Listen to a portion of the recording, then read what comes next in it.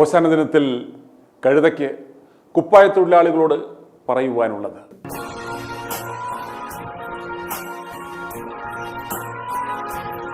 അച്ഛനായി കഴിയുമ്പോൾ വീടുകളിൽ ചെല്ലുമ്പോൾ കോഴിമുട്ടയും താറാമുട്ടയും ഒക്കെ തിന്നുന്ന ആരോഗ്യം വരുമ്പോൾ ഇവന്മാർ വീടന്മാരായിട്ട് മാറുന്നു. ആരോഗ്യം ഇല്ലാഞ്ഞ കാലത്ത് നീർത്തിൽ കുത്തിയ പോലെ നടന്ന പുള്ളികളാണ് അവരൊക്കെ. അന്ന് ഈ ഞരമ്പ് ബലമില്ലാഞ്ഞുകൊണ്ട് പാവം പിടിച്ച് നടന്നേ ഉള്ളൂ, ഞാൻ സന്യാസിയാണെന്നും പറഞ്ഞ. പക്ഷേ ആരോഗ്യം വന്നപ്പോൾ നിറം മാറി. ഈ ഹോശാനയ്ക്ക് യേശുവിന്റെ നാമത്തിൽ ഒരു മുന്നറിയിപ്പ് കൊടുക്കുന്നു. സ്വർഗത്തിൽ നിന്നൊരു വടി ഇറങ്ങിയിട്ടുണ്ട്. ആ വടി ഡൽഹിയിൽ എത്തിയിട്ടുണ്ട്. അതേറെ താമസിക്കാതെ കേരളത്തിൽ വരും. നിന്റെ റംബൂട്ടാൻ തീറ്റിയും നിന്റെ ആപ്പിൾ തീറ്റിയും മഠത്തിലമ്മമാരുടെ ശിരോവസ്ത്രം മാറ്റിയിട്ട് അവരെ വിരൂപമാക്കുന്ന രീതിയും പകേലതും ചോദ്യം ചെയ്യാൻ ഒരു വടി ഡൽഹിയിൽ നിന്ന് വരുന്നുണ്ട്. ഏറെ വയ്യാതെ അത് കേരളത്തിലെത്തും. നിന്റെ കുപ്പായത്തിനകത്ത് നിൽക്കുന്ന കുഞ്ഞാടിന്റെ വേഷമുണ്ട ചെന്നായെ എല്ലാം പുറത്തെടുക്കും. അനാഥവൃദ്ധയെ പറ്റിച്ച വിധവന്മാരുടെ വീടുകളെ വിഴുങ്ങുന്ന വരാലുതൊമ്മമാർ ലംബോർഗിനിയിലെത്തി ദാവീദാത്മജന് ഊശാന ഈണത്തിൽ ചൊല്ലുന്ന ദിനമാണിന്ന്. കർത്താവ് കഴുതപ്പുറത്തേറിയതിൻ്റെ പേരിൽ ഇന്ന് ലംബോർഗിനിയിൽ യാത്ര ചെയ്യുവാൻ ഭാഗ്യം സിദ്ധിച്ച ആഭാസ ശ്രേഷ്ഠന്മാർ. ഈ വരാലുതൊമ്മയ്ക്കായിരുന്നു കർത്താവിന് യാത്ര ചെയ്യുവാനുള്ള ആ കഴുതയെ അഴിച്ചു കൊണ്ടുവരുവാനുള്ള നിയോഗം സിദ്ധിച്ചിരുന്നതെങ്കിൽ അവൻ എന്ത് ചെയ്യുമായിരുന്നു? അവൻ ആ അളിഞ്ഞ ചിരിയോടെ കഴുതയെ അഴിക്കും, ചിരിച്ചുകൊണ്ട് അവരോട് യാത്ര പറയും. പോരുന്ന വഴിക്ക് ആ കഴുതയുടെ കിടുങ്ങാമണി വരെ പറിച്ചെടുക്കും. എന്നിട്ട് അതിനെ കച്ചവടവും അടിക്കും. എന്നിട്ട് വന്ന് മുഖത്ത് നോക്കി യാതൊരു ഉളുപ്പുമില്ലാതെ ഇപ്രകാരം ഒരു കളവും പറയും: ഗുരു, അവിടെ അപ്രകാരം ഒരു കഴുതയെ എനിക്ക് കാണുവാൻ സാധിച്ചില്ല എന്ന്. ഇതേപോലെയുള്ള നല്ല പിതാവിന് ജനിക്കാത്ത വരാലുമാരോട് കഴുതയ്ക്കും ചില സന്ദേശങ്ങൾ പറയുവാനുണ്ട്. കഴുത കരഞ്ഞു പറയുന്ന ആ സന്ദേശത്തിൻ്റെ പൊരുൾ എബ്രഹാം ടി ഏലീശ പങ്കുവെക്കുന്നത് കേൾക്കുക. ജെറുസലേമിലേക്കുള്ള യേശുവിന്റെ പ്രവേശനമായി ഓശാന. പിന്നെ അതിന് പല അർത്ഥങ്ങളൊക്കെ നമുക്ക് വേണേൽ വ്യാഖ്യാനിക്കുകയും പറയുകയൊക്കെ ചെയ്യാം. എന്നാൽ ഇതിനെക്കുറിച്ച് പിന്നെ നമ്മളെ ലളിതമായിട്ടൊന്ന് ചിന്തിച്ചാൽ, ഈ ചെണ്ടമേളത്തിന്റെ അവസാനം ഒരു മുറുക്കിക്കൊട്ടെന്നും പറഞ്ഞൊരു കർമ്മമുണ്ട്, കലാശക്കൊട്ട്. ഈ പറഞ്ഞതുപോലെ വെടിക്കെട്ടിന്റെ ഒടുവിൽ ലാത്തിരി കത്തിക്കുകയെന്നും ഈ പറഞ്ഞതുപോലെ യേശുക്രിസ്തുവിന്റെ 3.5 വർഷത്തെ സുവിശേഷ പ്രസംഗത്തിന്റെ പര്യവസാനമായിരുന്നു ഇത്. പരസ്യ ശുശ്രൂഷ 3.5 വർഷക്കാലം പിന്നെ ജെറുസലേമിൽ, അതായത് യേശു ജനിച്ച ബേത്ലഹേമിന്റെ 200 കിലോമീറ്റർ ചുറ്റളവിനപ്പുറം യേശു എങ്ങും പോയിട്ടില്ല. അതിനുള്ളിലായിട്ടുള്ളതായ തന്റെ സുവിശേഷ പ്രേക്ഷിത വേല എന്ന് പറഞ്ഞാൽ, പിന്നെ അന്ധകാരത്തിലിരിക്കുന്ന മനുഷ്യ സമൂഹത്തിന് വെളിച്ചത്തിലേക്ക് പോകാനുള്ളൊരു മാർഗം കാണിച്ചു കൊടുക്കുക മാത്രമാണ് ചെയ്തത്. യേശു ഒരിക്കലും ഒരു മതസ്ഥാപകനല്ല, ഒരു മാർഗം കാണിച്ചു കൊടുക്കുക. അന്ധകാരത്തിലിരിക്കുന്നവൻ വെളിച്ചം കാണുവാനുള്ള ഒരു മാർഗം എന്ന് പറഞ്ഞാൽ, ദുഷിച്ച മാർഗങ്ങളിൽ ജീവിക്കുന്നവന് ആ മാർഗം വിട്ട് ജീവിക്കാനുള്ള മാർഗം. ഒരു ചെറിയ ഉദാഹരണം പറഞ്ഞാല്, ജെറുസലേം ദേവാലയത്തിൽ പാപങ്ങളുടെ പരിഹാരത്തിന് വേണ്ടി യാഗം കഴിക്കാനുള്ള മൃഗങ്ങളെ വലിച്ചും അടിച്ചും ഇന്ത്യൻ തൊള്ളിക്കൂടെ കൊണ്ടുവരാറുണ്ട്. ഈ മൃഗങ്ങളുടെ മുകളിൽ പല സാധനങ്ങൾ വെച്ചിട്ട് കഴുതയുടെ ഒട്ടകത്തിന്റെ ഒക്കെ പുറത്ത് വെച്ച് കൊണ്ടുവരാറുണ്ട്. ഇതുങ്ങൾക്ക് നടക്കാൻ വയ്യ വരുമ്പോൾ ഇതിനെ ഉമ്പുകയും തള്ളുകയും നല്ല അടിയൊക്കെ കൊടുത്തിട്ട് വലിച്ചുകൊണ്ടാണ് വരുന്നത്. ഇത് ഒരിക്കൽ യേശു കണ്ടിട്ട് ഒരു ഉയർന്ന സ്ഥലത്ത് നിന്ന് തന്റെ അവസാന ഭാഗത്തോട്ട് നിന്നിട്ട് യേശു വിളിച്ചു പറയുന്നുണ്ട്: അധ്വാനിക്കുന്നവനും ഭാരം ചുമക്കുന്നവനും എന്റെ അടുത്ത് വാ, ഈ ഭയങ്കരമായ ക്രൂരകൃത്യം ഒന്നും ചെയ്യണ്ട, എന്റെ അടുത്ത് വാ, ഞാൻ നിന്നെ ആശ്വസിപ്പിക്കാം. അധ്വാനിക്കുന്നവനും ഭാരം ചുമക്കുന്നവനും എന്റെ അടുത്ത് വാ, ഞാൻ നിന്നെ ആശ്വസിപ്പിക്കാം. അതായത് ഈ ഭയങ്കരമായ കാഴ്ചകളും വഴിപാടുകളും ഇതെല്ലാം നടത്തിയിട്ട് വീണ്ടും പോയിട്ട് ഇതേ പാപങ്ങൾ ആവർത്തിച്ച് അടുത്ത കൊല്ലം പിന്നെയും യാഗവുമായിട്ട് വരിക. ഈ ഒരു അവസ്ഥയൊന്ന് മാറ്റിവെച്ച് നിന്നെ ഞാനൊരു പുതിയ സൃഷ്ടിയാക്കി മാറ്റാം എന്നുള്ളതായിരുന്നു യേശുവിന്റെ സുവിശേഷ പ്രവർത്തനം. യേശുവിന്റെ ഗിരിപ്രഭാഷണങ്ങളൊക്കെ അതായിരുന്നു. ഈ ഗിരിപ്രഭാഷണങ്ങളുടെ അവസാന ഭാഗമാണ് ഓശാന. ഈ ഓശാനയിൽ ഒരു പ്രത്യേക കാര്യം ചിന്തിക്കാനുള്ളത്, ദൈവത്തിന്റെ സൃഷ്ടിയാണ് സകല മൃഗങ്ങളും, സകലവും ദൈവം നല്ലതെന്ന് കണ്ടു. ഈ സൃഷ്ടിയിൽ അഴകുള്ളതും ആരോഗ്യമുള്ളതും കാഴ്ചയ്ക്ക് മനോഹരങ്ങളുമായ അനേക ജീവജാലങ്ങളുണ്ടായിരുന്നു. കുതിരയുണ്ടായിരുന്നു, മാൻപേടകളുണ്ട്. ഏതെങ്കിലും മൃഗത്തെ കാണാൻ കൊള്ളാവുന്ന മൃഗങ്ങളെ യേശു എടുത്തില്ല, സ്വീകരിച്ചില്ല. വെറും ഒരു കഴുതയെ മാത്രമാണ് സ്വീകരിച്ചത്. ആ കഴുതയുടെ ഒരു പ്രത്യേകതയോടെ ചിന്തിച്ചാൽ ഇസ്രായേൽ മക്കള് ഇന്നുവരെയും അന്ന് മുതൽ ഇന്നുവരെയും എന്നും വെറുക്കുന്ന 2 മൃഗങ്ങളുണ്ട്. അതിലൊന്നാണ് പന്നി, രണ്ടാമത്തേതാണ് കഴുത. പന്നിയെ ഇങ്ങനെ വെറുക്കാനും അതിന് ശാപം കിട്ടാനുള്ളതായ കാരണത്തെക്കുറിച്ച് ചില ചിന്തകന്മാരൊക്കെ പറയുന്നത്, വേദപുസ്തകശാസ്ത്രത്തിലല്ല ഞാൻ പറയുന്നത്, ചില ചിന്തകന്മാർ പറയുന്നത് നോഹയുടെ പെട്ടകത്തിൽ എല്ലാവിധ ജീവജാലങ്ങളും ഉണ്ടായിരുന്നപ്പോഴ് ആ കൂട്ടത്തിൽ ജനറേഷൻ നടത്തി പെറ്റുപെരുകിയത് പന്നി മാത്രമേ ഉള്ളൂ. അത് നോഹയും തന്റെ മക്കളും എല്ലാം കൂടെ പിന്നെ ഭക്ഷണം കഴിഞ്ഞോ അല്ലെങ്കിൽ എന്തോ ഇങ്ങനെ പെട്ടകത്തിൽ വിശ്രമിക്കുന്ന സമയത്ത് അവരുടെ മുന്നിൽ വെച്ച് ഈ ദുഷ്ക്രിയ ചെയ്തതുകൊണ്ട്, ഈ ദുഷ്കൃത്യം കാണിച്ചതുകൊണ്ട് അവർക്ക് മനോവേദന ഉണ്ടാവുകയും ദൈവം ഈ ജന്തുവിനെ ശപിക്കുകയും ചെയ്തു. അങ്ങനെ ഈ കഴുത്തില്ലാത്ത ജീവി പന്നിയാണ്. ഇത് ചത്ത് താഴെ വീഴുമ്പോഴല്ലാതെ ആകാശം ഇതിന് കാണാൻ ഒക്കത്തില്ല. രണ്ടാമത്തെ യുവമുള്ളൊരു മൃഗമാണ് കഴുത. കഴുതയ്ക്ക് ഈ രീതിയിലുള്ള ശാപം എന്താണെന്ന് പ്രത്യേകം പറയാൻ നോക്കുകയില്ല. എങ്കിലും ദൈവം മോശയ്ക്ക് കൊടുത്ത കൽപ്പനയിൽ പറയുന്നുണ്ട്, സകലത്തിന്റെയും കടിഞ്ഞൂലിനെ എനിക്ക് തരണം, മനുഷ്യന്റെയും മൃഗങ്ങളുടെയും എല്ലാത്തിന്റെയും ഫലങ്ങളുടെ ആന്നേലും ആദ്യ ഫലം എനിക്ക് തരണം. എന്നാൽ കഴുത പ്രസവിച്ചാൽ അതിന്റെ കടിഞ്ഞൂലിനെ കഴുത്ത് തിരിച്ച് ഒടിച്ചു കളഞ്ഞതിന് ശേഷം ഒരാട്ടുകൊറ്റനെ കൊണ്ട് അത് വീണ്ടെടുക്കണം. അപ്പൊ കഴുതയെ ദൈവത്തിന് പോലും വേണ്ട, എന്നെ സൃഷ്ടിച്ച ദൈവത്തിന് പോലും ഇതിനെ വേണ്ട. അങ്ങനെ ഇരിക്കെ യേശു തമ്പുരാൻ തന്റെ അപ്പോസ്തലന്മാരെ പറഞ്ഞയക്കുന്നു, നിങ്ങളങ്ങോട്ട് ചെല്ലുമ്പോൾ ഒരു കുടം വെള്ളം ചുമന്നുകൊണ്ട് ഒരാളിങ്ങോട്ട് വരുന്നതാണ്, അവനോട് ചോദിക്കണം, ആ വീട് ചോദിക്കണം. അവിടെ ചെന്നിട്ടൊരു കഴുതയെ ഇതിനെ അഴിക്കുന്ന എന്താണെന്ന് ചോദിച്ചാൽ ഗുരുവിന് ഇതിനെ കൊണ്ട് ആവശ്യമുണ്ടെന്ന് പറയണം. അപ്പൊ അവർ വിട്ടയക്കും. അപ്പൊ കാഴ്ചയ്ക്ക് മനോഹരതയും ഇമ്പവും ആരോഗ്യവും സൗന്ദര്യവും ഇല്ലാത്ത ഒരു നികൃഷ്ട ജീവിയെ ദൈവം തന്റെ വാഹനമൃഗമാക്കുന്നു. ഇതിനകത്ത് ഒരുപാട് അർത്ഥങ്ങൾ നമുക്ക് മനസ്സിലാക്കാനുണ്ട്. പഴയ നിയമത്തിൽ ഏറ്റവും അധികം വെറുക്കുന്ന കൂട്ടരാണ് ചുങ്കക്കാര്, പാപികള്, കുഷ്ഠരോഗികള്, വേശ്യകള്, ഇങ്ങനെയുള്ള അവരെയൊക്കെ കല്ലെറിഞ്ഞ് കൊല്ലം ടൗണിൽ കൂടെ നടക്കാൻ പോലും ഒക്കുകയില്ല. കുഷ്ഠരോഗിയാണെന്ന് അശുദ്ധൻ എന്ന് പറഞ്ഞ് നടക്കാൻ നോക്കൂ. ഇങ്ങനെ ന്യായപ്രമാണത്തിൽ ഏറ്റവും കൂടുതൽ വെറുത്തിരുന്ന ഒരു സമൂഹത്തെയാണ് യേശു ഏറ്റവും അധികം സ്നേഹിച്ചു. കുഷ്ഠരോഗിയെ തൊട്ട് സൗഖ്യപ്പെടുത്തി, ദൂരം എന്ന് പറയല്ലായിരുന്നു, എനിക്ക് പകരുമെന്ന് പേടിക്കാതെ അവനെ തൊട്ട് സൗഖ്യപ്പെടുത്തി, അവനെ മകനെന്ന് വിളിച്ചു. യേശു സ്ത്രീയാണെങ്കിൽ ധാരാളം ദേശികളെ, ഏറ്റവും വലുതാം ഭയങ്കരമാണല്ലോ മുസ്ലിംകാർക്ക് അറിയാം, അവരെയൊക്കെയും യേശു സ്നേഹിച്ചു. ചുങ്കക്കാരനാകുന്ന സക്കായിയെ യേശു സ്നേഹിച്ചു. മീൻ പിടിച്ച കടപ്പുറത്തൊക്കെ നടന്ന് തൊഴിലില്ലാതെ നടക്കുന്ന നമുക്ക് തോന്നിക്കുന്ന അനേക മുക്കോന്മാരുടെ പണി ചെയ്യുന്നതായി ഇസ്രായേൽ മക്കളുടെ കൂട്ടത്തിൽപ്പെട്ട അങ്ങനെയുള്ളവരെ ശിഷ്യന്മാരായിട്ട് പോലും തിരഞ്ഞെടുത്തു. അപ്പൊ ഈ ലോകം വെറുത്ത് കളയുന്നതിനെ സ്നേഹിക്കുന്ന ഒരു ദൈവത്തെയാണ് പുതിയ നിയമത്തിൽ കാണുന്നത്. അതാണ് നസ്രയനായ യേശു. ആ യേശു ഈ കഴുതക്കുട്ടിയെ തിരഞ്ഞെടുത്തു, ഈ കഴുതയെ വാഹനമൃഗമായി. അന്നേരം ഒരു പ്രത്യേക കാര്യം കൂടെ അതിനകത്ത് ശ്രദ്ധിക്കാനുണ്ട്. യേശു പറയുന്നു, ഗുരുവിന് ഇതിനെ കൊണ്ട് ആവശ്യമുണ്ട് എന്ന് പറയണം.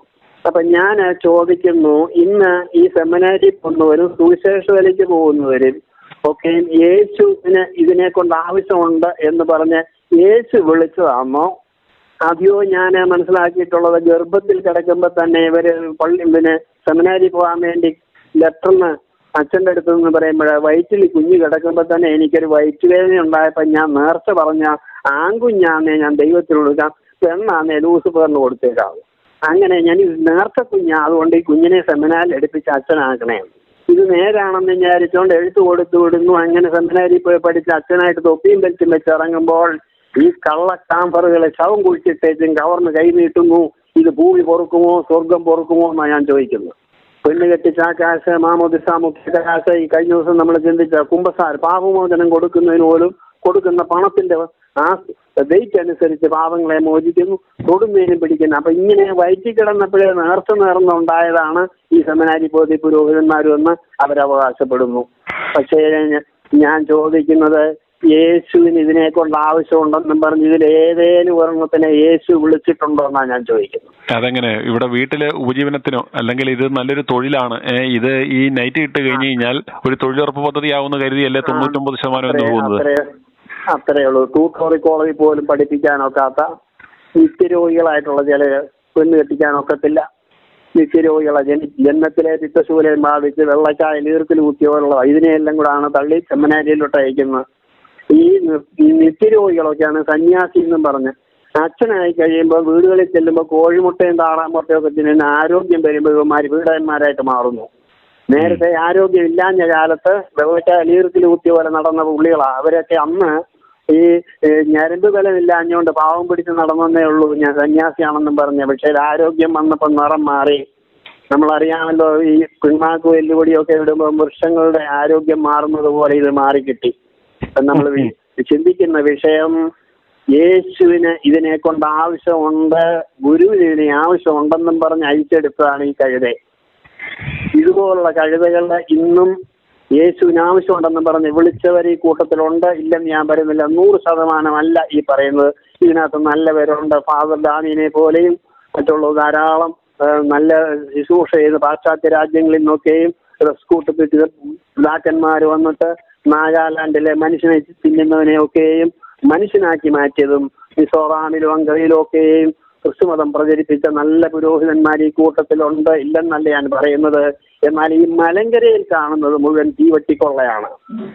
ഇത് ഉപജീവനത്തിന് വേണ്ടി നെയ്യ് അനങ്ങാതെ ജോലി ചെയ്യാൻ തേനീച്ചയുടെ റാണിയെ പോലെ അകത്തിരുന്ന് ഈച്ച കൊണ്ടുള്ള തേൻ കുടിച്ച് ഇങ്ങനെ ഞാനടാം തലവെല്ലുറുമ്പെന്നും പറഞ്ഞുകൊണ്ട് അഹങ്കരിക്കുന്ന ഈ തെമ്മാടി കൂട്ടത്തെ ഈ ഓശാനയ്ക്ക് ദൈവമേ അവിടുന്ന് തീയിറക്കി നശിപ്പിക്കണമേ എന്ന് ഞാൻ പ്രാർത്ഥിക്കുന്നു.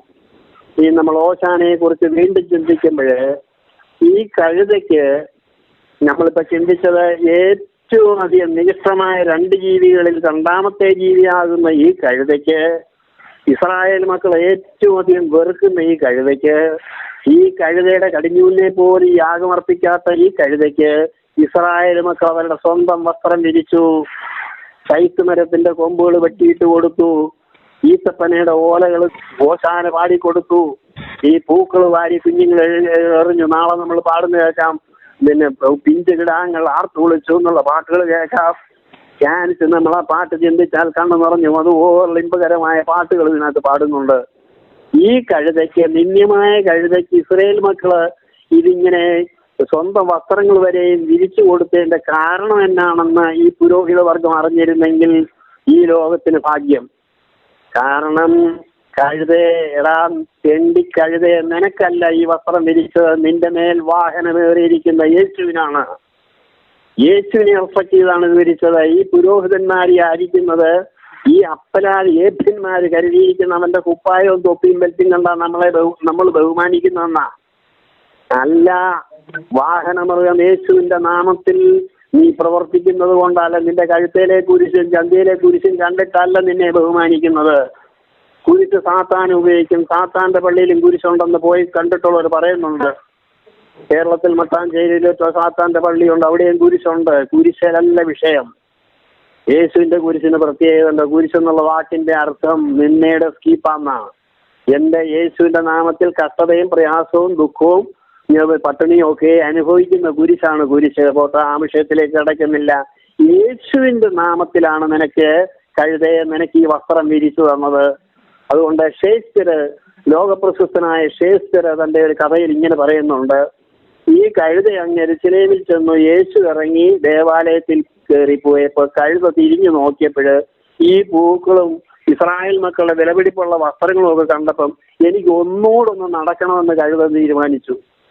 ഈ ആർപ്പുകളെയും ഈ പൂക്കളും ഒക്കെ എനിക്ക് ഒന്നുകൂടെ കിട്ടണം, മതിയൊന്നില്ല എനിക്ക്. അതുകൊണ്ട് ഈ കഴുത 2ാമത് തിരിഞ്ഞു നടന്നപ്പോൾ പൂക്കൾ എറിഞ്ഞ പിഞ്ചു കുഞ്ഞുങ്ങളുടെ കൈകൾ കൊണ്ട് കല്ലെറിഞ്ഞു.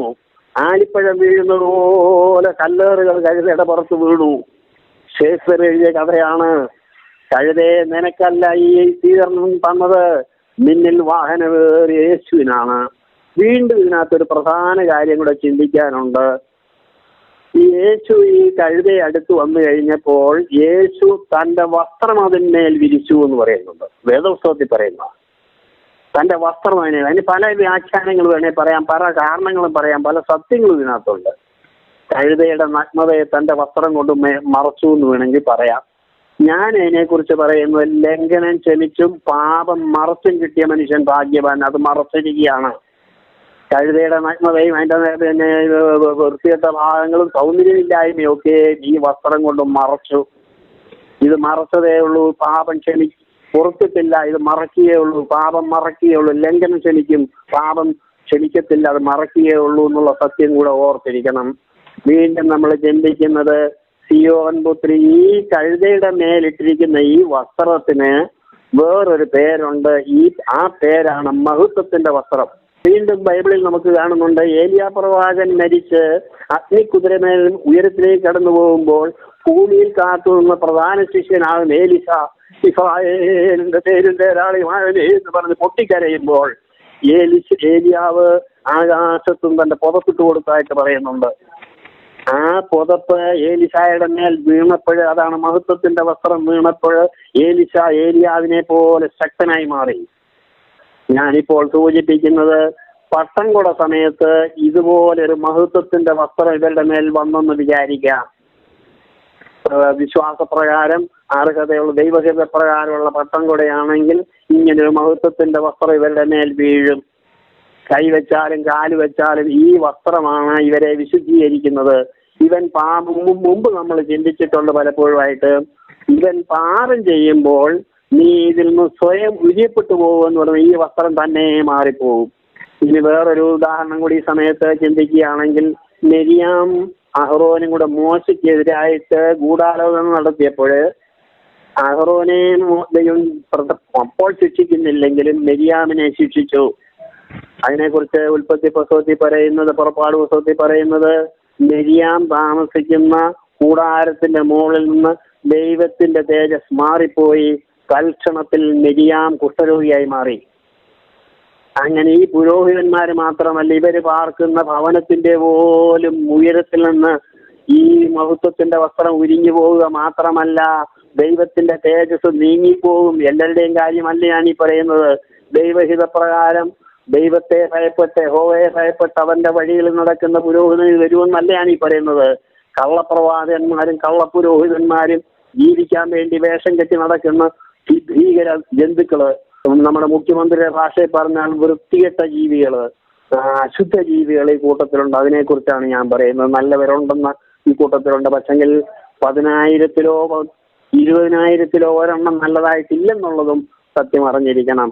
കാരണം സോദോമിന്റെയും ഗോമോറയെയും ദൈവം ഉയരത്തിൽ നിന്ന് തീ ഇറക്കി നശിപ്പിക്കുമ്പം വെറും 3 പേരെ ജീവനെ രക്ഷിച്ചുള്ളൂ, മറ്റെല്ലാം കഴിഞ്ഞുപോയി. ഇതാണ് ഇതിന്റെ അംശബന്ധം. ദൈവത്തിന്റെ പക്ഷത്തിലേ വരുവുള്ളൂ, നന്മയിലേ ഉള്ളൂ.